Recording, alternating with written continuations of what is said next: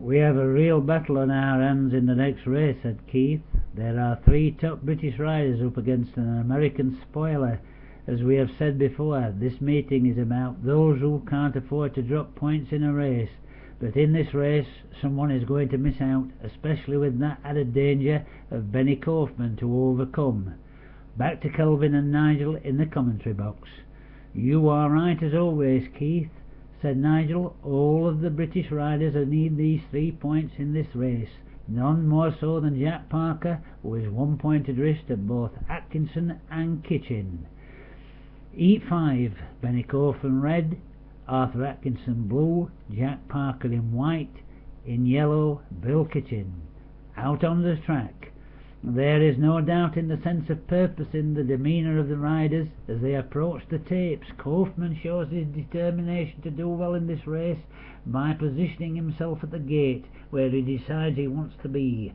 Atkinson seems to be uncomfortable, sandwiched between Kaufman and Parker. The tapes rise. Atkinson makes a smart gate, realising he can't afford to get boxed in by Kaufman and Parker, with Atkinson leaning hard on the American. Bill Kitchen gating sharp too, closing down Parker's aggressive drive over Atkinson. Atkinson leads into the first bend, Kitchen over his shoulder, Parker and Kaufman tussling on the apex of the bend, Atkinson making a smooth turn into bend 2, with Kitchen half a bike length behind him, emerging onto the back straight. Atkinson gets his head down, opens the throttle, powers down the straight, Kitchen pacing him all the way, Parker trying to shake off the American, who sticks to the Englishman, refusing to give away. Atkinson turns into bend 3, Kitchen turning with him, Parker on the inside, cutting into the line, trying to get under Kitchen, who shuts the door on Parker. Kaufman making his way around Parker, exiting bend 4. Bill Kitchen attempts to overtake Atkinson as both riders cross the line into lap 2. Atkinson moving out slightly to block Kitchen's run along the outside.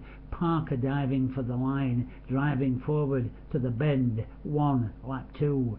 Atkinson closes the door on Parker. Kitchen rides mid-track, turning sharp into bend 2, lap 2, driving forward almost level with Atkinson, emerging onto the back straight. Kaufman once again harassing Parker, going into bend 3, lap 2. Bill Kitchen is level with Atkinson, making the turn out of bend 4, lap 2, with both riders locked together over the line into lap 3. Parker and Kaufman right behind them, locked into their own belligerent battle. Atkinson gets to the line, making a tight turn into bend 1, lap 3. Kitchen pushing under him, trying to drive him off the line. Atkinson refusing to budge. Parker pushing Kaufman out of the way, then making a drive round Kitchen, exiting bend 2, lap 3, out onto the back straight. All 4 riders wring every ounce of power out of their engines, racing forward.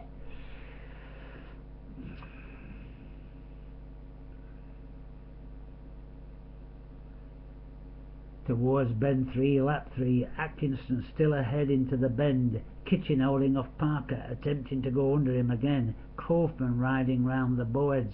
The American picks up grip, shooting him forwards out of bend 4, lap 3, bringing him level with Kitchen and Parker as they all cross the line into lap 4, on the heels of the leading rider, Arthur Atkinson, now making his turn into bend 1, lap 4. Atkinson seems to crawl out of bend 2, lap 4, as the other riders try desperately to haul him in, driving down the back straight towards bend 3, lap 4, knowing that their last chance to break Atkinson's grip on the lead was imminent. Atkinson keeps tight to the line, Kitchen deciding to go around the West Ham rider, Parker turning sharp, hoping to split the pair, exiting bend 4, lap 4. Kaufman high on the boards, intending to pass all 3 British riders before the line. Atkinson is slightly ahead of Kitchen and Parker, emerging onto the home straight, with all 3 riders making their dash for the line. Bill Kitchen pulling out all the stops, passing Atkinson crossing the line. Atkinson holding off Parker, who crosses the line inches ahead of the American Benny Kaufman.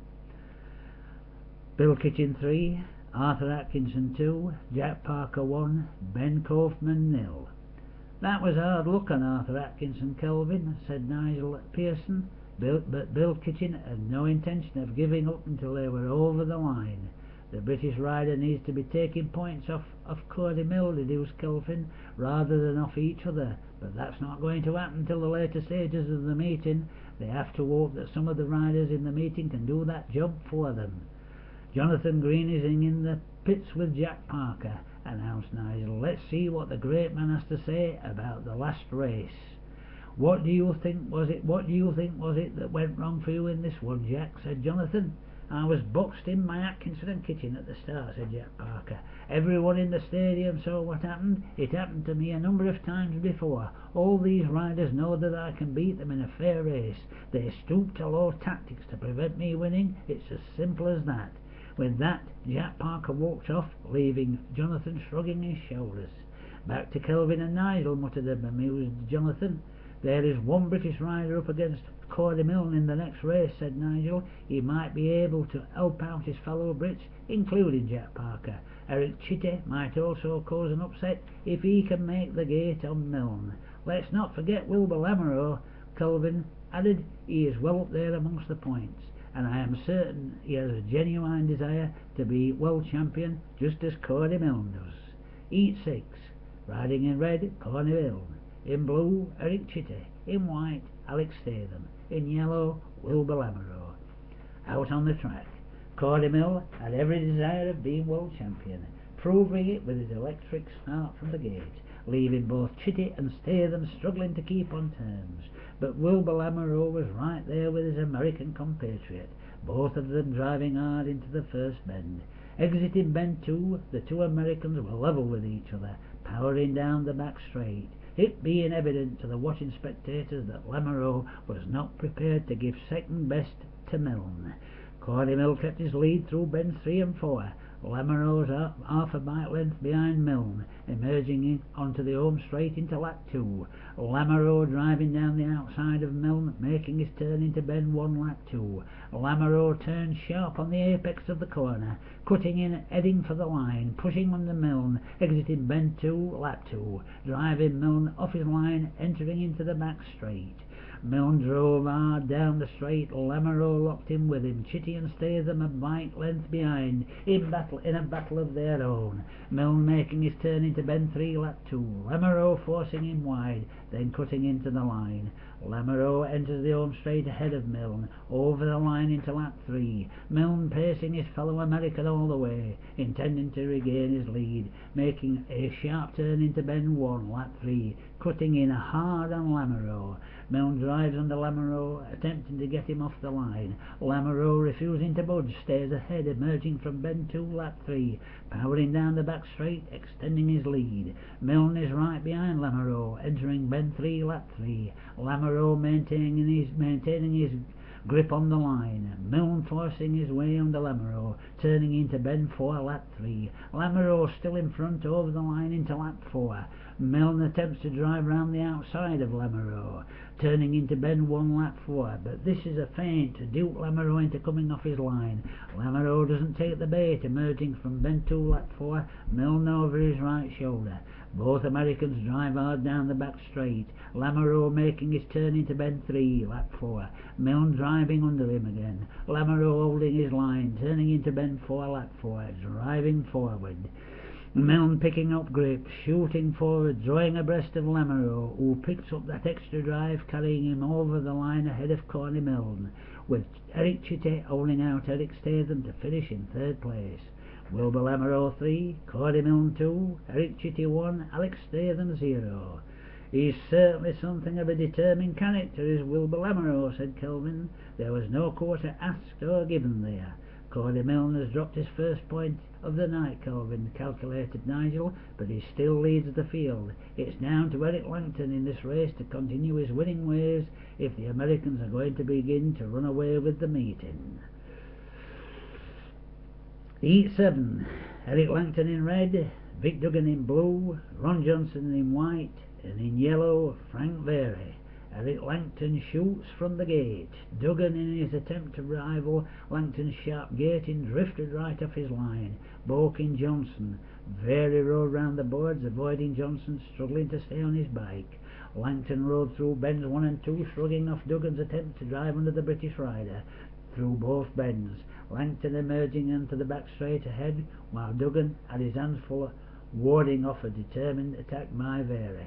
Down the straight, Langton extended his lead, with Duggan in battle with Very, who drove under the Australian, entering bend 3. Langton already exiting bend 4, emerging with a comfortable lead onto the home straight into lap 2. Duggan and Very were locked together on the home straight.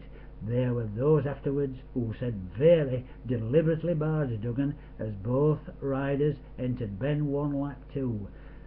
This tactic causing Duggan to drift off his line, broadside, hanging onto his bike, but allowing Ron Johnson to draw level with the young Australian, exiting bend 2 lap 2, while Very drove down the back straight in pursuit of Langton. Langton made his turns through bends 3 and 4, lap 3, 2 bike lengths ahead of Very, who had the irate Duggan chasing him through the bends, out onto the home straight into lap 4. The Australian driving hard under Very, entering bend 1 lap 4. Very kept a tight hold on the line, warding off further barging by Duggan as the riders exited bend 2 lap 4. Ron Johnson making a drive round the outside of Duggan, with the young Australian outpacing his fellow countrymen. This argument between Duggan and Very worked to Langton's advantage, the leading British rider half a lap ahead of the chasing pack, entering into bend 3 lap 4, with Very entering the bend as Langton was entering the home straight. Langton cruised to the line, picking up his 3 points. Very had Duggan breathing down his neck, emerging from the 4th bend, both riders dashing for the line, Very holding off the dramatic last flourish of Vic Duggan. Eric Langton 3, Frank Very 2, Vic Duggan 1, Ron Johnson 0. Frank Very did Eric Langton a big favour there, acknowledged Kelvin, keeping Vic Duggan occupied in the manner he did, employing tough racing tactics into the bargain, added Nigel. If you agree with those tactics or you don't, that win has put Langton level on points with Cody Milne. So we have a British rider in real contention for the world title, but Langton has to make sure he doesn't drop any points, or hope that Cody Milne drops some more points before the evening is over. I am sure Cody Milne will have a lot more to say about the destiny of this World Championship before we're finished here tonight, said Kelvin. I also think Brother Jack will want to make his mark in the proceedings too. But he has 3 Australians to contend with in this next race, confirmed Nigel. Lionel Van Prague, a former world champion, still well in contention himself. Eric Collins and Ove Lawson also making their world final debuts. All these riders could aid Eric Langton's cause by taking points off Jack Milne. Heat 8. In red, Eric Collins. In blue, Jack Milne. In white, Lionel Van Prague. And in yellow, Ove Lawson. Out on the track, it was Lionel Van Prague who made the gate, Eric Collins making a pedestrian start, Milne and Lawson level with each other. Milne barging Lawson out of the way, entering bend 1, making contact with Van Prague, exiting bend 2. Milne was level with Van Prague on the outside of the Australian, driving hard down the back straight, the American charging to the line, leaning on the Australian, causing Van Prague to shut off slightly. Milne turning sharp out of bend 4. Onto the home straight, Jack Milne leads Van Prague into lap 2. Through laps 2 and 3, Jack Milne extends his lead on Van Prague, who is constantly under pressure from the exuberant Ove Lawson, unaware that Van Prague has a chance of taking the world crown if he can get ahead of Jack Milne. Van Prague finally shakes off Lawson, entering the home straight into lap 4. The ex-world champion in hot pursuit of his fellow ex-world champion, making his way through bends 1 and 2, lap 4, chasing hard down the straight after Milne. Jack Milne turns comfortably into bend 3, lap 4, aware that Van Prague is making up ground. The American keeps his nerve, holds his line, exited bend 4, lap 4, driving confidently to the line, a bike length ahead of Van Prague. Van Prague, still pestered by Lawson, entering the home straight, balks the younger Australian, who holds out Eric Collins, who trails in last, having never been able to get into a point-scoring position throughout the race. Jack Milne 3, Lionel Van Prague 2, Ove Lawson 1, Eric Collins 0. That was a very comfortable ride for Jack Milne, Kelvin, said Nigel, don't you think? I wasn't sure there for a moment if Lionel Van Prague was being upset by Eric Lawson, Kelvin replied, or it was that simply he didn't have the power in his bike to keep up with Jack Mill. Whichever way you look at it, responded Nigel, that's another win for the Milne brothers. But now the chess pieces have made 2 moves apiece. I wonder what the guys in the studio make of the state of play so far. We have Cody Milne and Eric Langton as joint leaders, replied Keith. Wilbur Lamoureux and Bill Kitchen on 12 points apiece. Are we looking at a British rider or an American rider to be the 1939 world champion, Chris Lewis? I really do think that there can be quite a few upsets taking place, answered Chris.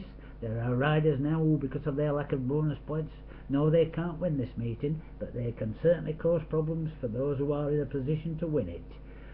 I agree with Chris, cut in Steve Johnson. Vic Duggan realistically has no chance of winning the title here tonight, but as we have already seen, he's not afraid to mix it with the more experienced riders here. I don't think his 3 points from 2 riders done him any harm, as he is on 9 points overall. He's on the same points as Jack Parker and Lionel Van Prague, observed Keith, which is illustrious company for any young rider to be in, as any Speedway fan will tell you.